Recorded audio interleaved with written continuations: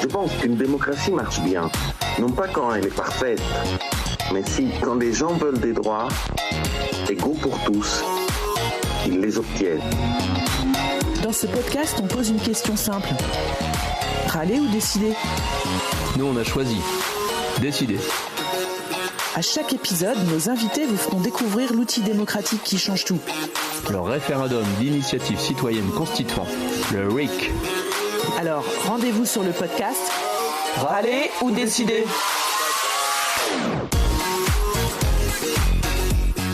Le référendum d'initiative partagée, c'est quasi impossible à mettre en place. Là, par exemple, si on prend la taxe Zuckman actuellement, elle n'a pas été votée. Mais il y a d'autres droits qui sont très importants dans la vie publique qu'on n'a pas et que certains de nos voisins ont. Bienvenue sur le podcast Râler ou décider avec Gaël et Jean-Philippe. Nous sommes le 5 janvier 2026 et nous n'avons toujours pas le RIC constituant en France.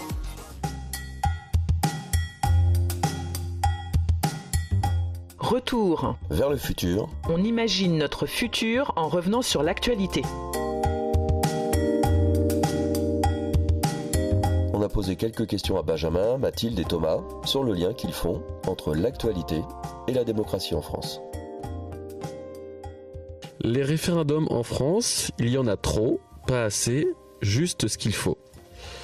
Tout de suite, j'ai envie de dire pas assez, voire pas du tout. J'ai l'impression j'en ai qu'un en tête. Je trouve aussi qu'on donne trop confiance à des gens qui ne défendent que leurs intérêts ou l'intérêt d'une caste, et qu'aujourd'hui les citoyens, eux, ont pas du tout leur mot à dire, quoi. Avez-vous déjà souhaité qu'une loi soit supprimée ou modifiée ? Modifiée, oui. Une loi, ouais, les lois fiscales. Là, par exemple, si on prend la taxe Zuckman actuellement, elle n'a pas été votée. Alors que ça aurait pu faire partie du dispositif contemporain, sachant que 2% sur les très très hauts revenus, en fait, c'est ridicule si on compare avec le post-seconde guerre mondiale ou d'autres moments où il y avait besoin de renflouer un peu les caisses de l'État. La question qu'on pose à toutes les personnes qu'on va rencontrer, qu'est-ce que tu ferais si on avait le RIC en France ? Je pense que si on veut que le RIC soit bien utilisé, il faut qu'on ait un contrôle plus efficace d'abord dans un premier temps des médias. Aujourd'hui, on a énormément de projets routiers qui sont dépourvus de sens, qui concernent peu les citoyens, et souvent on a plus de personnes qui sont contre.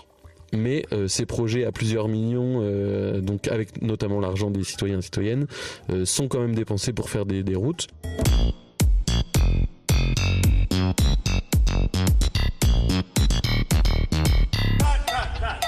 Le RIC, est-ce que c'est chic ? Aujourd'hui, c'est Clara Heger qui nous dit ce qu'elle en pense. Mais avant de lui donner la parole, on écoute un extrait de notre générique. Je pense qu'une démocratie marche bien, non pas quand elle est parfaite, mais si, quand les gens veulent des droits égaux pour tous, ils les obtiennent. Alors Clara, est-ce que tu peux te présenter en quelques mots, s'il te plaît ? Oui, je m'appelle Clara Heger, j'ai 38 ans, je suis chercheuse en sciences politiques à l'Université de Rotterdam et je travaille en particulier sur deux sujets, la démocratie directe à travers le monde et en particulier son lien avec la politique internationale, qu'est-ce que ça fait quand les citoyens décident directement en politique internationale et les politiques de gestion de crise, voilà, comme ce qui a pu se passer pendant le Covid. J'ai un peu une double casquette parce que je suis aussi membre d'un collectif qui s'appelle Espoir RIC et qui milite pour l'introduction du référendum d'initiative citoyenne constituant en France et cofondatrice d'un nouveau parti politique qui s'appelle Solutions démocratiques et qui vise à porter vraiment cette demande aux élections. Et en plus de ça, voilà, moi je m'intéresse beaucoup à ce qui se passe dans d'autres pays et à ce titre, je suis membre du CA d'une organisation qui s'appelle Démocratie internationale E.V, je précise parce que c'est une organisation allemande et non pas située aux États-Unis, et qui rassemble toutes les personnes qui luttent pour la démocratie directe dans différents pays du monde. Et qu'est-ce que cette démocratie dont parle Raoul Maniberton, chercheur en sciences politiques, dont on vient d'entendre la définition ? Nous, on définit un peu la démocratie comme la quantité de droits que les citoyens ont dans un pays. Et en fait, on le voit assez bien. On a certains droits en France. On a le droit de penser ce qu'on veut. On a le droit, au moins en théorie, d'exprimer les opinions qu'on souhaite. C'est pas le pays qui le protège le plus. On a le droit de former des partis politiques.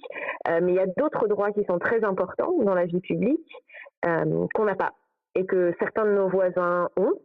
Par exemple, les Suisses, ils ont le droit de voter, d'écrire la loi et de la voter directement sans passer par des élus. Donc voilà, si on définit la démocratie comme la quantité de droits qu'ont les citoyens dans un régime, eh ben on peut mettre des curseurs sur des pays qui sont plus démocratiques que d'autres. En fait, la Raoul, il fait référence à ce qu'on appelle la réactivité, c'est-à-dire un régime qui est très démocratique, il réagit rapidement aux demandes des citoyens et en particulier les demandes de droit. Tu veux, moi je t'ai fait une définition qui est un peu plus conceptuelle, qui permet de classer les régimes sans regarder ce que les citoyens demandent en particulier. Et Raoul, il met un peu l'accent sur, en fait, à quoi on voit un système démocratique quand on en rencontre un ? Quand les citoyens ont des demandes de droit, très vite, elles se transcrivent dans de nouveaux droits. Je sais pas si en ce moment là, on est lundi 5 janvier. Il y a beaucoup, par exemple, en Iran, de demandes pour plus de démocratie, et on voit bien que le régime iranien il répond très peu à ces demandes-là. On ne le voit pas s'adapter. Donc ça, c'est un peu, si tu veux, un marqueur concret qui permet de voir si un régime est vraiment concrètement démocratique. Au regard, si tu veux le comparer avec une définition plus conceptuelle. Ce qu'on se posait comme question, c'était le RIC, est-ce que c'est chic ? Et quand on parle du RIC, de quoi parle-t-on vraiment en fait ? Si tu devais l'expliquer à quelqu'un qui n'a jamais entendu ce sigle, qu'est-ce que tu lui dirais ? Le RIC, déjà, c'est bien d'expliquer ce que ça veut dire. Donc, ça veut dire référendum d'initiative citoyenne. Alors, tous les mots sont importants. Je vais revenir rapidement sur chacun d'eux. Et le RIC, c'est une idée très simple. C'est l'idée que les citoyens ils peuvent être à l'initiative de projets de loi. C'est-à-dire ils peuvent générer, écrire la loi, proposer des changements aussi dans le système. On a différentes formes de RIC. Et qu'après, ces propositions-là sont directement soumises à référendum. Il y a beaucoup de formes de RIC différentes. On a beaucoup entendu parler pendant le mouvement des Gilets jaunes qui ont un peu donné naissance, le terme de RIC qui vient d'une personne qui s'appelle Yvan Bachot, dans les années 90 en France. On dit souvent que les Français aiment avoir leur propre terme. Il n'y a que nous qui parlons de référendum d'initiative citoyenne. Dans d'autres pays, on parle d'initiative populaire, de votation populaire. Nous, on a choisi référendum d'initiative citoyenne. Ça nous démarque un peu, mais ça fait aussi que parfois, c'est difficile pour les gens dans d'autres pays de comprendre vraiment de quoi on parle. Il y a plusieurs types de RIC. Tous ne sont pas chics de la même manière. Alors les citoyens, ils peuvent initier par exemple des lois ordinaires, par exemple réformer, je sais pas, la politique agricole. Ils peuvent aussi être à l'initiative de la révocation d'élus, c'est ce qu'on appelle le RIC révocatoire, c'est décider de, par exemple, révoquer le président de la République, on en parle beaucoup en ce moment. Ils peuvent aussi décider d'abroger une loi en place. Par exemple, la loi de réforme des retraites qui a été passée l'année dernière pourrait être abrogée par initiative citoyenne ou suspendre l'application d'une loi qui vient d'être votée. Donc, par exemple, il y a un petit temps avant qu'une loi soit mise en place pour permettre aux citoyens de s'y opposer, de collecter des signatures et d'organiser un référendum. Le RIC le plus chic, et on y reviendra, je pense, dans quelques minutes, c'est ce qu'on appelle le RIC constituant, parce qu'il a deux effets. Non seulement il donne un maximum de droits aux citoyens, je parlais un peu de la définition d'une démocratie comme la somme de droits dont on a, mais surtout il change fondamentalement la façon dont les élus font de la politique dans un pays. Donc c'est le plus chic de tous les RIC. Et alors du coup, on entend beaucoup parler de crise démocratique, de défiance envers les institutions. Tu nous as expliqué les bienfaits qu'aurait ce RIC, mais est-ce que tu peux nous redire en quoi c'est une réponse à cette crise ? Déjà, il faut peut-être s'accorder sur le diagnostic. Si on regarde la façon dont... on va dire, la situation en France, elle est un peu explosive parce qu'on a d'un côté des citoyens qui sont très attachés à la démocratie. En fait, on a depuis très longtemps une demande très forte de plus de démocratie, et par démocratie j'entends vraiment plus de droits politiques pour les citoyens, plus de pouvoir de décision. Et on a de l'autre côté un pouvoir qui se concentre dans un plus petit nombre de mains. Donc en France, on a vu en fait depuis 2015 le gouvernement prendre de plus en plus de prérogatives par rapport au Parlement et donc de pouvoir se concentrer dans un petit nombre de mains. C'est une situation explosive. Pourquoi ? Parce que quand on a une demande de nouveaux droits qui se heurte à un système très fermé, en fait, dans beaucoup de systèmes, ça génère des guerres civiles. Nous, on a vu ça sous forme de mouvements sociaux de très grande ampleur, comme celui des Gilets jaunes, qui était quand même sans précédent parce qu'il s'est vraiment concentré sur des questions démocratiques. Donc, ce diagnostic-là, il est important à comprendre pour comprendre pourquoi le RIC est une réponse. En fait, aujourd'hui, le RIC, il permet aux citoyens de décider, et de décider, quand on parle du RIC constituant en particulier, des choses les plus importantes qui règlent la vie démocratique dans un pays, qui est la Constitution. Donc, il place directement les citoyens au-dessus de leurs représentants et il leur donne le dernier mot sur les décisions les plus importantes dans notre pays, qui sont les décisions constitutionnelles, qui sont souvent, on montre la relation entre les normes juridiques par une pyramide, parce qu'il est tout en haut, c'est la Constitution, c'est ce qui règle tout le reste.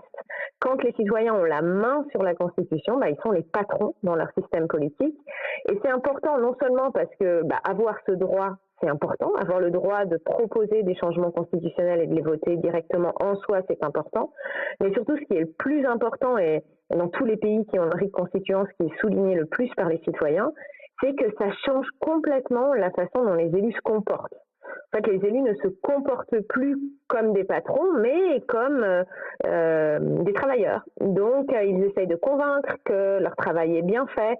Ils essayent de montrer, de consulter le plus possible, parce qu'ils vivent sans cesse sous la crainte que les citoyens qui sont leurs patrons disent non, il faut revoir votre copie. On lance un référendum et on change la décision que vous venez de prendre. Et ça, c'est peut-être l'effet le plus majeur du RIC constituant, c'est que ça change fondamentalement la façon de faire la politique. Et du coup, ça résout deux problèmes qu'on voit en France. Un, ça répond à la demande de décider, qui est vraiment très forte en France depuis longtemps.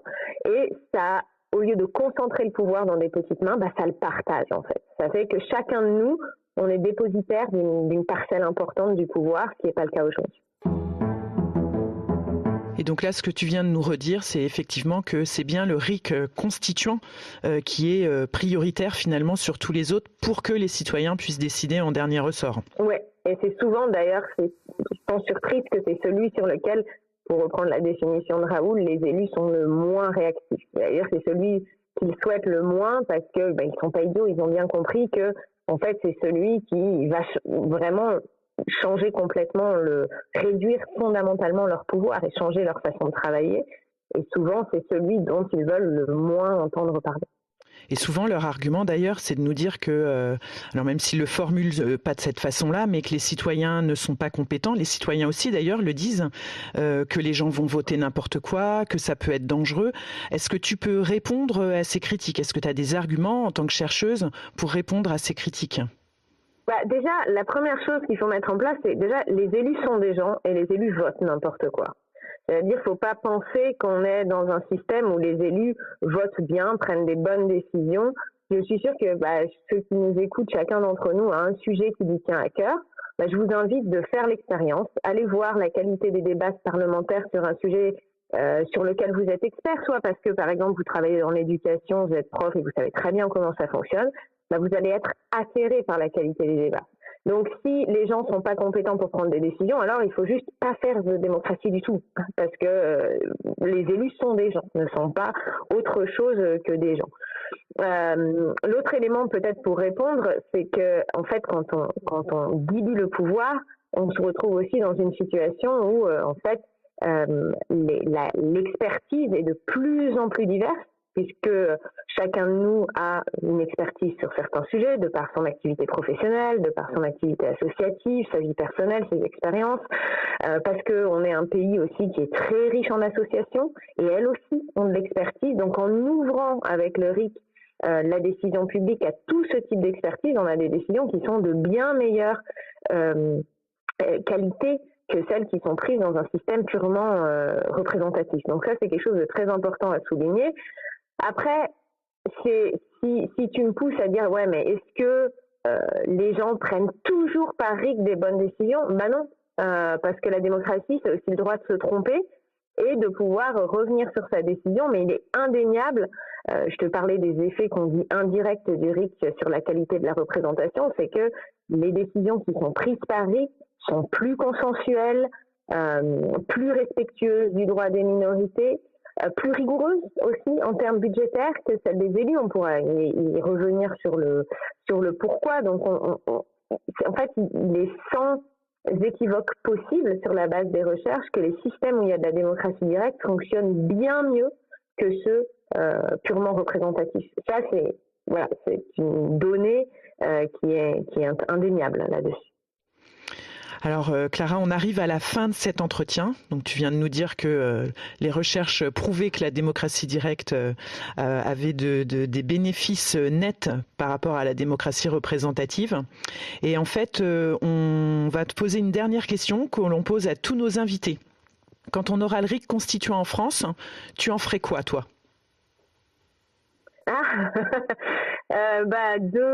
Deux enjeux. Je pense que la première votation si les élus ne le font pas, moi je lancerai un RIC constituant pour donner plus de pouvoir aux communes par rapport à l'État central et leur permettre d'exercer les compétences qu'elles souhaitent. Donc ça, c'est quelque chose qui me tient à cœur, qu'on ait aussi un pouvoir qui soit plus proche géographiquement de là où on vit en tant que citoyen. Donc c'est ce que j'en ferai sans doute. Merci beaucoup Clara d'avoir accepté notre invitation et d'avoir éclairci le fait qu'il existe plusieurs formes de RIC et que parmi ces RIC, c'est bien le RIC constituant qui permet d'avoir tous les autres si les citoyens le souhaitent et que c'est un point de vigilance que nous, citoyens, devons avoir par rapport au discours de nos représentants ou associations, élus, etc. Merci beaucoup Gaëlle, au revoir, et vraiment j'invite tous ceux qui nous écoutent à voir ce qui se passe près de chez eux sur la question du RIC constituant parce que nous ne l'aurons pas sans une activité acharnée.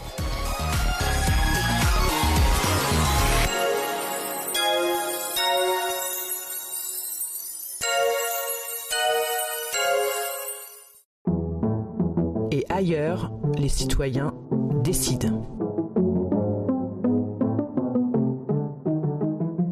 La Slovénie, un petit pays européen avec un grand outil démocratique. En 2019, à Ljubljana, en Slovénie, ce petit pays européen de 2 millions d'habitants situé entre l'Italie et la Hongrie, est né un grand mouvement. Sur la place de la République, un matin, des pancartes affichent un slogan « Only yes means yes ». Ce slogan commence à fleurir partout dans la rue, sur les réseaux et bientôt dans la loi. Des citoyennes font signer une pétition et elles en collectent des milliers. L'histoire commence avec Nika Kovac, 30 ans, sociologue, militante écologiste et fondatrice du collectif du 8 mars, un groupe de citoyennes organisées, déterminées et ancrées dans la société civile. En Slovénie comme ailleurs, la loi sur le viol repose sur la violence, la menace ou la contrainte. Avec d'autres militantes, Nika décide de changer la loi. Ce n'est pas une utopie, ni une lubie, ni un rêve d'anarchistes radicaux, non. En Slovénie, il est possible de s'opposer à une loi grâce au référendum d'initiative citoyenne abrogatif. Les Slovènes ont mis en place un dispositif que nos représentants en France, à quelques exceptions près, n'osent même pas imaginer dans leur pire cauchemar. Un référendum d'initiative citoyenne, c'est-à-dire lancé à l'initiative des citoyens. Non pas par des ministres ou des députés, non par des citoyens et citoyennes. Et ces citoyens et citoyennes décident en votant et le résultat du vote s'applique automatiquement. Résultat ? Les politiciens réfléchissent avant de voter leur loi. Ils consultent les associations et diverses organisations. Ils écoutent les citoyens et les citoyennes avant de proposer une loi. Je vous laisse imaginer les lois auxquelles vous souhaiteriez vous opposer en France. Imaginez un droit de veto populaire, un contre-pouvoir concret. Les manifestations s'enchaînent, les slogans claquent. Mon corps, mon choix, le silence n'est pas un oui. Le Parlement écoute poliment. Puis temporise. Mais des pétitions circulent. Sauf qu'en Slovénie, une citoyenne qui pétitionne dispose d'une arme silencieuse et non violente.